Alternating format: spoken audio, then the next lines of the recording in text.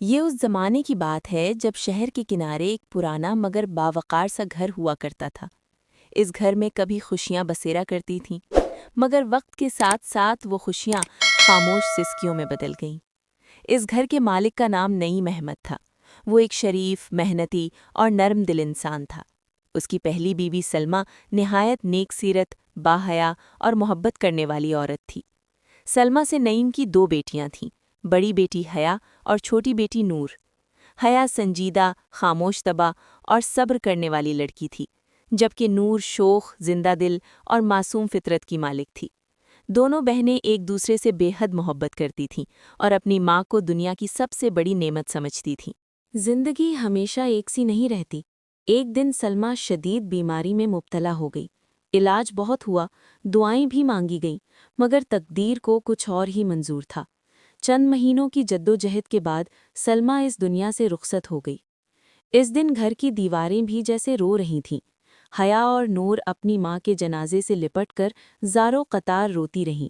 نعیم احمد اندر ہی اندر ٹوٹ چکا تھا، مگر بچیوں کی خاطر خود کو سنبھالنا اس کی مجبوری تھی۔ کچھ عرصہ گزر گیا، گھر بے ترتیبی اور ویرانی کا شکار رہنے لگا۔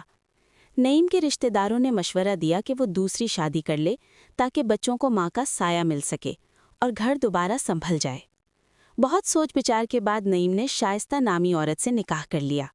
شائستہ بظاہر مہذب، نرم لہجے والی اور دیندار دکھائی دیتی تھی۔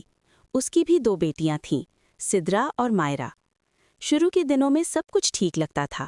شائستہ بچیوں سے پیار سے بات کرتی، ان کے سر پر ہاتھ رکھتی، مگر یہ سب صرف ایک نقاب تھا۔ وقت کے ساتھ شائستہ کا اصل چہرہ سامنے آنے لگا۔ وہ اپنی بیٹیوں کو ہر چیز میں ترجیح دیتی، جبکہ حیا اور نور کو حقیر سمجھنے لگی۔ صبح کا ناشتہ ہو یا رات کا کھانا، حیا اور نور کے حصے میں ہمیشہ کم اور بے دلی سے رکھا جاتا۔ سدرا اور مائرہ کے لیے نئے کپڑے، اچھا کھانا اور تعریفیں، جبکہ حیا اور نور کے لیے صرف کام، ڈانٹ اور خاموشی۔ شائستہ اکثر کہتی، یہ دونوں تو اپنی ماں پر گئی ہیں، کام چور اور بدتمیز۔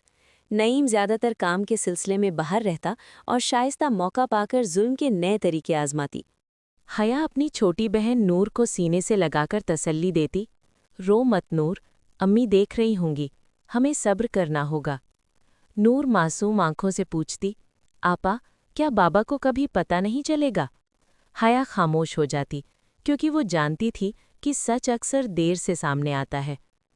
سدرا اور مائرہ اپنی ماں کی عادتیں اپنا چکی تھی۔ وہ حیا اور نور کا مذاق اڑاتی، ان کے کپڑے چھپاتی اور غلطیاں خود کر کے الزام ان پر ڈال دیتی۔ ایک دن سدرا نے جان بوجھ کر شیشے کا گلاس توڑ دیا اور شور مچا دیا، امی، حیا نے توڑ دیا۔ بغیر تحقیق کے شائستہ نے حیا کو زوردار تھپڑ مارا۔ حیا کی آنکھوں میں آنسو تھے، مگر زبان خاموش۔ نعیم کو کبھی کبھی کچھ عجیب محسوس ہوتا۔ حیا اور نور پہلے جیسے ہنستے بولتے نہ تھے، مگر شائستہ ہر بار کہہ دیتی، بچیاں ضدی ہو گئی ہیں، میں تو ان کی بھلائی ہی چاہتی ہوں۔ نعیم اپنی بیوی پر یقین کر لیتا۔ سال گزرتے گئے، حیا جوان ہو گئی، نور بھی بڑی ہونے لگی۔ حیا پڑھائی میں بہت اچھی تھی، مگر شائستہ اسے آگے بڑھنے سے روکنا چاہتی تھی۔ وہ کہتی، لڑکیوں کو اتنی پڑھائی کی کیا ضرورت، گھر کا کام سیکھو۔ مگر ایک دن اسکول کی ٹیچر خود نعیم کے پاس آئیں اور حیا کی تعریف کی۔ نعیم حیران رہ گیا۔ اسی دن نعیم نے پہلی بار غور سے دیکھا کہ حیا کے ہاتھوں پر چھالے تھے، نور کے چہرے پر اداسی تھی۔ اس نے حیا سے نرمی سے پوچھا، بیٹا، سب ٹھیک تو ہے؟ حیا ٹوٹ گئی، برسوں کا درد آنسو بن کر بہہ نکلا۔ اس نے سب کچھ سچ سچ بتا دیا۔ نعیم کے پیروں تلے زمین نکل گئی۔ نعیم نے شائستہ سے سختی سے سوال کیا۔ شائستہ پہلے انکاری ہوئی، پھر چیخنے چلانے لگی۔ سدرا اور مائرہ کا رویہ بھی سب کچھ عیاں کر گیا۔ نعیم نے فیصلہ کر لیا۔ اس نے اپنی بیٹیوں کو الگ کمرے میں رکھا، ان کی تعلیم دوبارہ شروع کروائی اور شائستہ کو وارننگ دی کہ اگر رویہ نہ بدلا تو وہ ایک قدم بھی پیچھے نہیں ہٹے گا۔